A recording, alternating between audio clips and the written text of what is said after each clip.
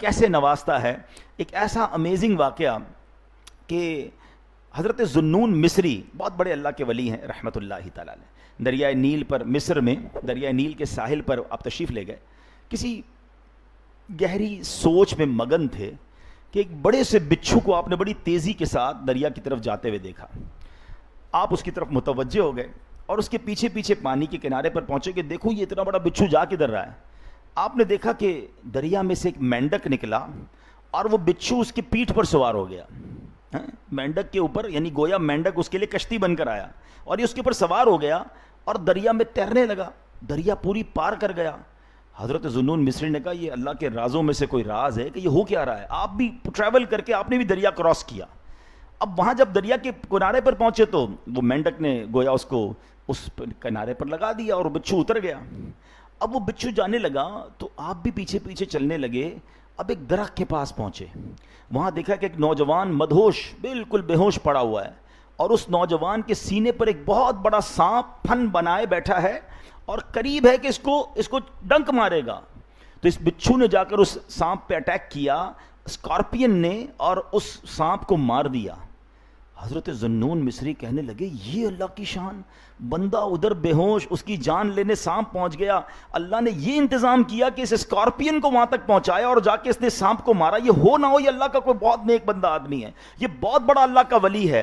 حضرت ذوالنون مصری کہتے ہیں میں اس کے قدم چومنے کے لیے آگے بڑھا، وہ بے ہوش پڑا ہے.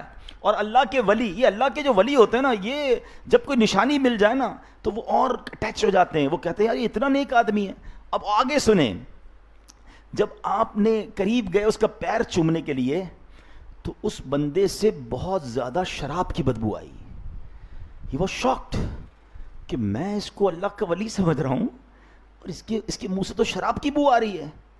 اب اتنے میں غیب سے آواز آئی، اے ذوالنون حیران کیوں ہوتا ہے، یہ میرا ہی بندہ ہے. اگر اللہ صرف نیکوکاروں کی حفاظت فرمائے گا تو گناہ گاروں کی حفاظت کون کرے گا؟ اللہ اگر فقط نیک لوگوں پر ہی کرم فرمائے گا تو گناہ گاروں کو کون بخشے گا؟ آپ اس بات سے وجد میں آ گئے. آپ تو جس کو کہتے ہیں نا اللہ کی یاد میں کھو گئے. اب کیا ہوا؟ اب آپ وہیں بیٹھ گئے نا کہ یہ ہوش میں آئے تو میں اس سے کچھ بات کروں. سورج غروب ہونے لگا تو ساحل پر ٹھنڈی ٹھنڈی ہوا چلنے لگی. وہ نوجوان، اب اس کے جسم میں حرکت ہوئی، وہ ہوش میں آیا. اب اس کا جب نشہ اترا تھوڑی دیر بعد اس نے آنکھیں کھول دی. جب آنکھیں کھولی تو اپنے سامنے حضرت ذوالنون مصری رحمۃ اللہ تعالی علیہ کو پایا اور بڑی شرمندگی سے پوچھنے لگا کہ حضور آپ یہاں کیسے؟ وہ جان گیا کہ یہ تو اللہ کے ولی ہیں، بہت مشہور آدمی تھے. تو آپ نے کہا یہ چھوڑ، میں کیسے، یہ بتاؤ تم کون ہو، اپنا تعارف کرواؤ. اس نے رائٹ سائڈ پہ اپنے جب دیکھا کہ اتنا بڑا سانپ مرا ہوا پڑا ہے اور لرزنے لگا، خوف سے کانپنے لگا.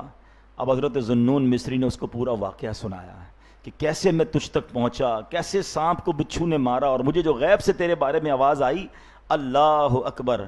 اب وہ گناہگار اپنے سر پر مٹی ڈالنے لگا اور کہنے لگا اگر وہ ذات اپنے گناہگار بندوں کے ساتھ ایسا سلوک کرتی ہے تو پھر نیکوکاروں کو کیسا نوازتی ہوگی. جب وہ کریم اپنے نافرمانوں پر اتنا مہربان ہے تو وہ اپنے نیک بندوں پر کیسا مہربان ہوگا. یہ کہہ کر اب وہ جنگل کی طرف چلا گیا، گناہوں سے توبہ کی، مجاہدے کرنے لگا. اور ایک وقت ایسا آیا کہ وہ شرابی جو تھا اس کا شمار بھی اللہ کے نیک بندوں میں ہونے لگا. اللہ اکبر. بلکہ رب نے اس پر اتنا کرم فرمایا کہ اگر وہ کسی بیمار کو دم کر دیتا تھا اللہ اس کو شفا عطا فرما دیتا تھا.